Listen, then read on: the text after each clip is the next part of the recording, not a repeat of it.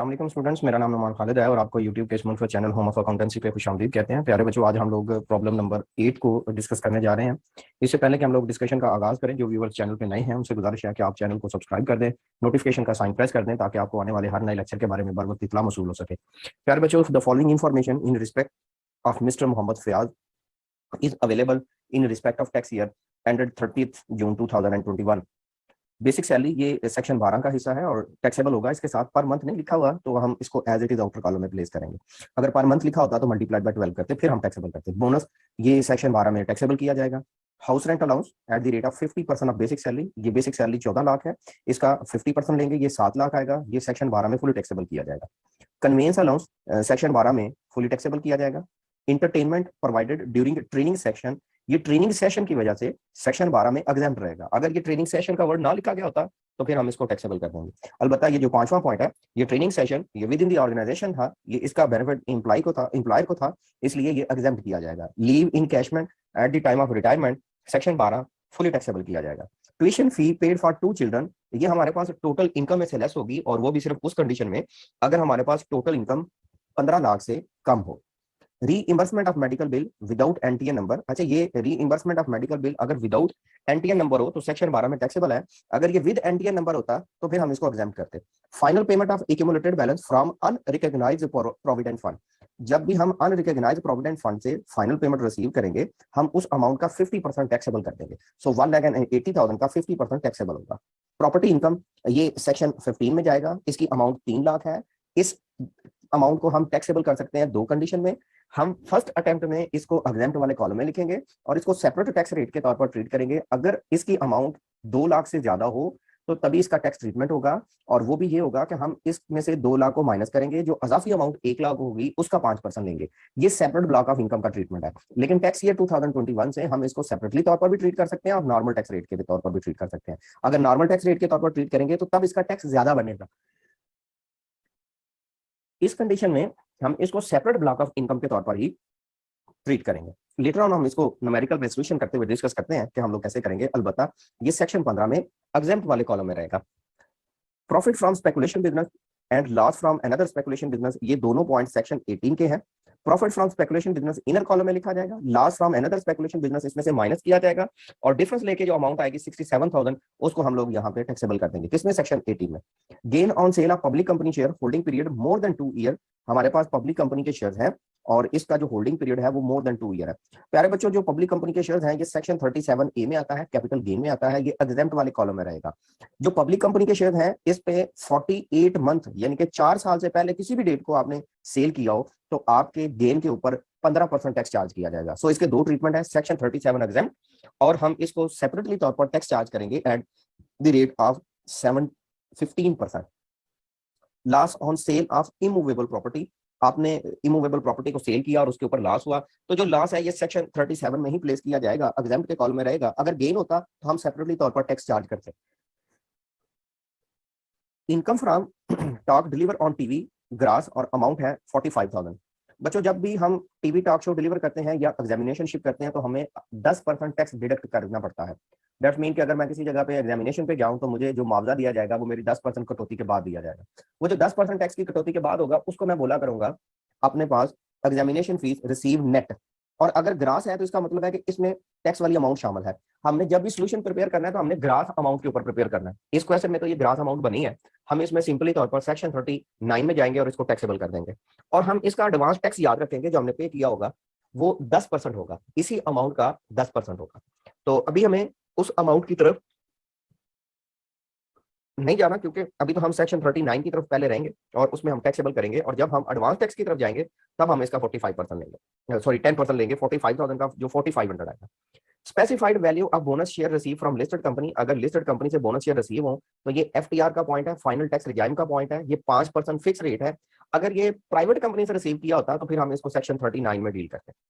Contribution to approve pension fund, ये average relief है, इसकी बेस के ऊपर हमें टैक्स कंसेशन मिलती है, टैक्स क्रेडिट हमारा कैलकुलेट किया जाता है। नेक्स्ट हमारे पास पॉइंट है और वो है जी डिफेंस सेविंग सर्टिफिकेट परचेज, ये एक टाइप ऑफ इन्वेस्टमेंट है और इसको इसलिए मेंशन किया जाता है कि शायद हमें इस इन्वेस्टमेंट के ऊपर कुछ कंसेशन मिले, जबकि डिफेंस सेविंग सर्टिफिकेट परचेज के ऊपर हमें कंसेशन नहीं मिलती। Personal legal expenditure no treatment, investment in health insurance इसको कंसीडर किया जाएगा। जो हेल्थ इंश्योरेंस की इन्वेस्टमेंट है ये आपके लिए एवरेज रिलीफ के लिए जाएगी, इसकी रिस्ट्रिक्टिव लिमिट 5% है। गिफ्ट रिसीव फ्रॉम मदर, हमने मदर से गिफ्ट रिसीव किया। अच्छा जी, मदर से जो गिफ्ट रिसीव करेंगे वो सेक्शन 39 में आएगा और एग्जेम्प्ट रहेगा। वालदा से और प्रेसिडेंट से मिलने वाले तमाम पैसे एग्जेम्प्ट रहते हैं। Previous year unadjustable loss under the head income from property, पिछले साल का इनकम फ्रॉम प्रॉपर्टी के हेड में से लॉस है जो आप एडजस्ट नहीं कर सके। याद रहे कि इनकम फ्रॉम प्रॉपर्टी का नुकसान जिस साल एडजस्ट हो सके वो ठीक है, अगर किसी साल एडजस्ट नहीं हो सका तो फिर हम उसको नेक्स्ट ईयर में कंसीडर नहीं करेंगे। सिंपली ये पॉइंट हम लोग कंसीडर नहीं कर सकेंगे। Tax deducted at source from salary, ये भी आपके लिए एक एडवांस टैक्स है। आपके पास दो एडवांस टैक्स है, एक टीवी टॉक शो के ऊपर है और एक आपके पास इनकम फ्रॉम सैलरी पे है। अच्छा, मेरी बच्चों से बात हो रही थी इस हवाले से कि सर हमें जो मोस्ट प्रॉब्लम का सामना करना पड़ता है, वो हमारे पास जो प्रॉब्लम का सामना करना पड़ता है वो टोटल इनकम के बाद का पॉइंट है कि जब हम टोटल इनकम परफॉर्म कर चुके होते हैं तो उसके बाद हमारी कैलकुलेशन जो है वो थोड़ी सी डिफिकल्ट हो जाती है। तो मैंने इस क्वेश्चन को टाइम बचाने के लिए पहले से सॉल्व किया था। मैंने कहा था हम इसको तब सॉल्व कर लेंगे और टोटल इनकम के बाद का क्वेश्चन करेंगे। जैसा कि ये प्रॉब्लम नंबर 8 था, फर्स्ट हम लोगों ने इसको टाइप किया और इसको हम लोगों ने एज इट इज सॉल्व किया। हम बात कर रहे थे इनकम फ्रॉम प्रॉपर्टी, तो ये सेक्शन 15 के एग्जाम्प्ट वाले कॉलम में रहेगी। फिर हम लोगों ने इनकम फ्रॉम बिजनेस से मुतल्लिका जो स्पेकुलेटिव बिजनेस था उसके बारे में डिस्कस किया। फिर इसी तरह gain on sale of public company share है, holding period more than 2 year है, लेकिन याद रहे कि ये लेस देन 4 ईयर है, इसलिए हम इसको सेपरेट ब्लॉक की तरफ लेके आएंगे। टीवी टॉक शो है, गिफ्ट रिसीव फ्रॉम मदर है, specified value of bonus year, ये क्योंकि एफटीआर का पॉइंट है। तो इस तरह से हमारे पास टोटल इनकम कैलकुलेट होकर आ जाती है।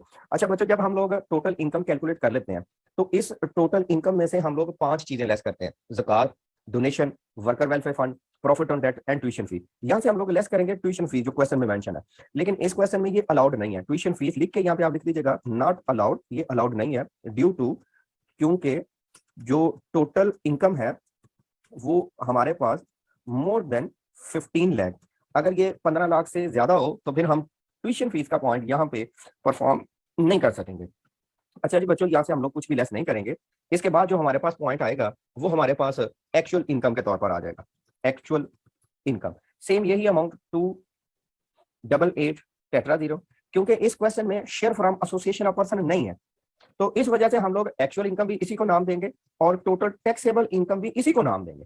सो इसी के ऊपर हम लोग टैक्स चार्ज करेंगे। बच्चों याद रहे कि हम लोग टोटल इनकम के बाद जो स्टेप परफॉर्म करते हैं वो हमारे पास 10 स्टेप होते हैं। पहला होता है कि हम ग्रॉस टैक्स कैलकुलेट करते हैं, दूसरा हम लोग कैलकुलेट करते हैं टैक्स ऑन एक्चुअल इनकम का, तीसरा हम लोग परफॉर्म करते हैं टीचर या फिर रिसर्चर की कंसेशन।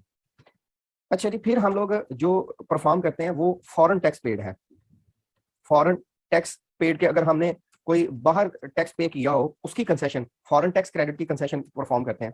फिर हमारे पास आता है एवरेज रिलीफ, हम एवरेज रिलीफ को परफॉर्म करते हैं। देन हमारे पास आता है सेपरेट ब्लॉक ऑफ इनकम।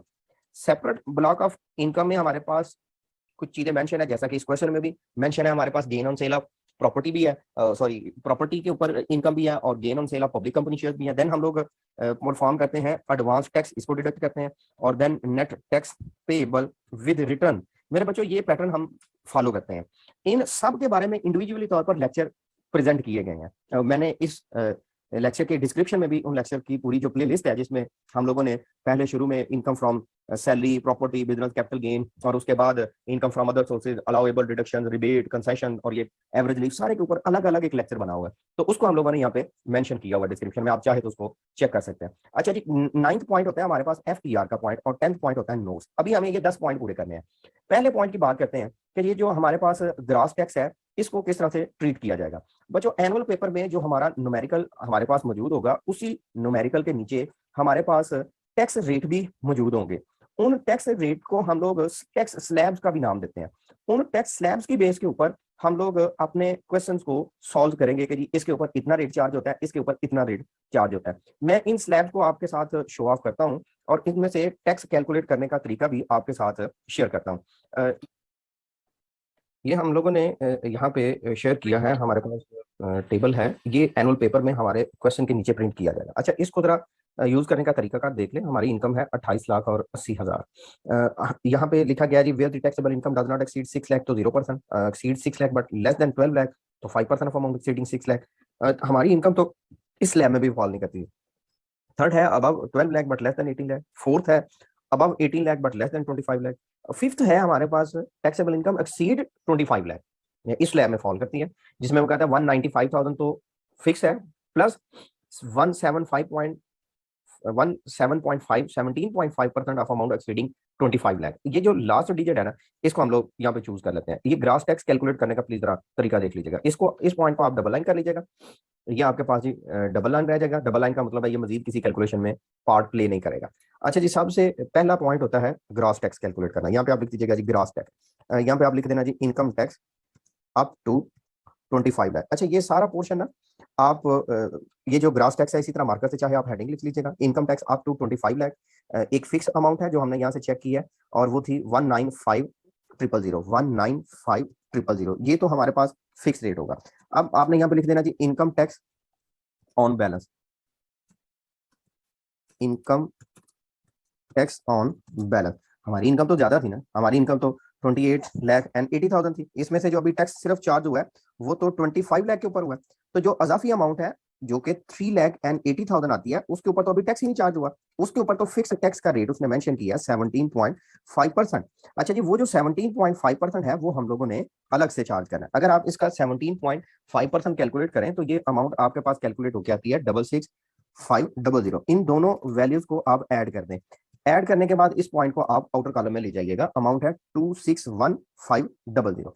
इसको आप ना ही सिंगल लाइन करेंगे और ना ही डबल लाइन करेंगे। सो ये अमाउंट आपके पास ग्रॉस टैक्स की होगी। अच्छा बच्चों, ग्रॉस टैक्स के बाद दूसरा पॉइंट आता है टैक्स ऑन एक्चुअल इनकम। ये उसी क्वेश्चन में आता है अगर क्वेश्चन में share from association of person हो। इस क्वेश्चन में share from association of person नहीं तो टैक्स ऑन एक्चुअल इनकम भी परफॉर्म नहीं होना। सो ये पॉइंट यहाँ पे परफॉर्म नहीं किया जाएगा। तीसरा पॉइंट होता है टीचर कंसेशन। अगर क्वेश्चन के शुरू में किसी जगह उसने लिखा हो कि ये person as a working as a teacher है या रिसर्चर है, तो ही हम टीचर की कंसेशन देते हैं, जो कि 25% टैक्स ऑन सैलरी है। इस क्वेश्चन में टीचर नहीं है तो ये पॉइंट भी नहीं होगा।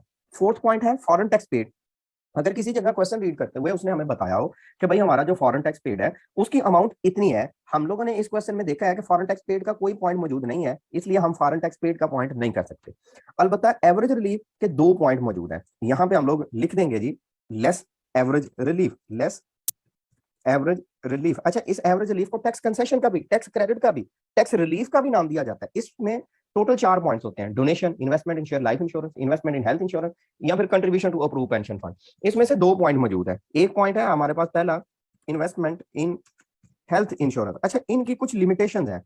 लिमिटेशन से मुराद कि सारी अमाउंट इसमें कंसेशन की नहीं है, इसमें कुछ अमाउंट कंसेशन की है। इसमें टैक्स डिपार्टमेंट वालों ने स्लैब कुछ इस तरह से डिफाइन किया होता है, वो कहते हैं भाई यहाँ तो आप कंसेशन दे सकते हैं जो अमाउंट मेंशन है उसके ऊपर, और 5% ऑफ एक्चुअल इनकम के ऊपर, या फिर 1,50,000। इन तीनों में से जो छोटी अमाउंट होगी उसके ऊपर कंसेशन आएगी। इस क्वेश्चन में जो इन्वेस्टमेंट इन हेल्थ इंश्योरेंस की अमाउंट है वो है 50,000 के, या तो ये 50,000 के ऊपर कंसेशन आएगी या फिर 5% ऑफ एक्चुअल इनकम लिया जाएगा। जो एक्चुअल इनकम की अमाउंट यहाँ पे मेंशन है वो 28,80,000 है। तो हम इसका भी 5% लेके देखते हैं कहीं ये अमाउंट लोअर वैल्यू ना आए, या फिर 1,50,000। अच्छा, ये जो 1,50,000 है इसको तो मजीद सॉल्व नहीं करना पड़ेगा, ना ही 50,000 को। अलबत्ता हमें ये जो 5% ऑफ एक्चुअल इनकम है ना, इसको जरूर सॉर्ट आउट करना पड़ेगा। हम इसको अगर सॉल्व करें तो यहाँ पे सोल्यूशन करने से इसकी वैल्यू तकरीबन सॉल्व होकर आ रही है 1,65,250। तो ये अमाउंट 1,65,250 है। जो हमारे पास कंसेशन की अमाउंट है वो ऑलरेडी 50,000 है, वो ऑलरेडी लोअर वैल्यू है। सो इसमें से जो कंसेशन ग्रांट की जाएगी ये लोअर वैल्यू के ऊपर ग्रांट की जाएगी, और वो आपके पास है जी 50,000। यहाँ पे हम लिख देंगे जी 50,000। ये हमारे लिए अमाउंट है जो एडमिसिबल फॉर रिलीफ है। अच्छा, इस क्वेश्चन में क्योंकि एक पॉइंट तो है नहीं, 2 पॉइंट है, और दूसरा पॉइंट है हमारे पास contribution to approve pension fund. उसकी भी टैक्स डिपार्टमेंट ने कुछ लिमिट्स डिफाइन की हैं, और ये लिमिट्स हमें याद करना होगा। Contribution to approved pension fund. अच्छा, ये जो contribution to approve pension fund है, इसकी भी उसने जो लीगल रिक्वायरमेंट्स बताई हैं वो कुछ इस तरह से है कि या तो भाई अमाउंट हो और 20% ऑफ एक्चुअल इनकम हो, जो कि क्वेश्चन में हमारे पास 28,00,000 और 80,000 है। इन दोनों में से जो लोअर वैल्यू है उसके ऊपर कंसेशन होगी। देखो यार, हमारे पास जो contribution to approve pension fund है उसकी अमाउंट है 75,000, या फिर हमारा कंपैरिजन होगा 20% ऑफ एक्चुअल इनकम। जो एक्चुअल इनकम है वो 28,00,000 और 80,000 है। अगर हम इसकी परसेंटेज को सॉल्व करते हैं तो हमारे पास ये सॉल्व होकर अमाउंट आ रही है 5,76,000। को कमी बेशी होगी या कैलकुलेशन में तो दरगुजर कीजिएगा। अच्छा जी, आप इन दोनों में से लोअर वैल्यू जो 75,000 है आप उसको सॉल्व कर देंगे, ये आपके पास अमाउंट आ जाएगी 75,000। इन दोनों अमाउंट को ऐड कर देंगे। ये दोनों अमाउंट बेसिकली कंसेशन की थी, 125 000। प्यारे बच्चों, ये इस एवरेज रिलीफ के ऊपर एक सेपरेट से लेक्चर मौजूद है, इस पूरे प्लेलिस्ट में उसका लिंक मौजूद है, मैंने उसको प्लेलिस्ट को यहाँ पे शेयर कर दिया हुआ है। अच्छा भी बच्चों, नेक्स्ट हमारे पास पॉइंट आता है कि अगर हम लोग इस एवरेज रिलीफ को परफॉर्म करते हैं तो इसका फार्मूला क्या होगा। अच्छा यार, इसका फार्मूला बड़ा सिंपल सा है, ये आपने याद रखना है। हम इसको नाम देते हैं gross tax divided by total taxable income, gross tax divided by total taxable income multiplied by actual income. ये जरा मैं फार्मूला लिख देता हूं, आप इसको नोट डाउन कर लीजिएगा। Gross tax divided by total taxable income, और इसको आप मल्टीप्लाई कर दिया करेंगे अमाउंट एडमिसिबल फॉर रिलीफ। हमारे पास अगर इस फार्मूले को हम लोग कॉपी डाउन कर लें तो क्वेश्चन में से तीनों चीजें पहले से डिफाइन है। बच्चों जो ग्रास टैक्स है वो तो हम यहाँ पे सॉल्व कर चुके हैं, जो कि 261500 है, उसको हम यहाँ पे रिप्लेस कर देंगे। हमारे पास जो टोटल इनकम है वो 28,80,000 है, हम उसको यहाँ पे प्लेस कर देंगे और मल्टीप्लाई कर दिया जाएगा अमाउंट एडमिसिबल फॉर रिलीफ, जो कि 1,25,000 है। अच्छा बच्चों, इसको सॉल्व आउट कर लेते हैं। सॉल्व करके जो वैल्यू आएगी उसको यहाँ से माइनस किया जाएगा। अच्छा जी, सॉल्व करने से जो मेरे पास अमाउंट आ रही है वो 11350 आ रही है, 11350। इसको आप इस ग्रॉस टैक्स की अमाउंट में से माइनस कर दीजिएगा। माइनस करने के बाद जो अमाउंट आएगी अभी तक हमारा, वो टैक्स जो है वो पेबल है। अगर हम इसको डिडक्ट करें तो ये अमाउंट आ रही है 250150। अच्छा बच्चों, हमने 10 स्टेप परफॉर्म करने थे। ये अभी तक जो हमने स्टेप परफॉर्म किया है ये उसमें से 5th स्टेप है। इस 5th स्टेप में हम लोगों ने एवरेज रिलीफ का फॉर्मूला जो है वो सॉल्व किया है। इस फॉर्मूले से हमारे पास जो अमाउंट आई थी वो 11350 थी। अब हम नेक्स्ट पॉइंट देखते हैं। ग्रास टैक्स को भी हमने डिस्कस कर लिया, टैक्स ऑन एक्चुअल इनकम को भी, एवरेज रिलीफ को भी। सेपरेट ब्लॉक ऑफ इनकम, हमारे पास सेपरेट ब्लॉक ऑफ इनकम के कुछ पॉइंट मौजूद है। यहाँ पे आप लिख दीजिएगा जी, add separate block of income. प्यारे बच्चों, सेपरेट ब्लॉक ऑफ इनकम में मेनली 3 चीजें आएंगी। इनकम फ्रॉम सैलरी में से गोल्डन हैंडशेक का पॉइंट, इनकम फ्रॉम प्रॉपर्टी अगर 2 लाख से ज्यादा हो, और कैपिटल गेन। इस क्वेश्चन में इनकम फ्रॉम प्रॉपर्टी है, उसको आप यहाँ पे लिख दीजिएगा एड प्रॉपर्टी टैक्स।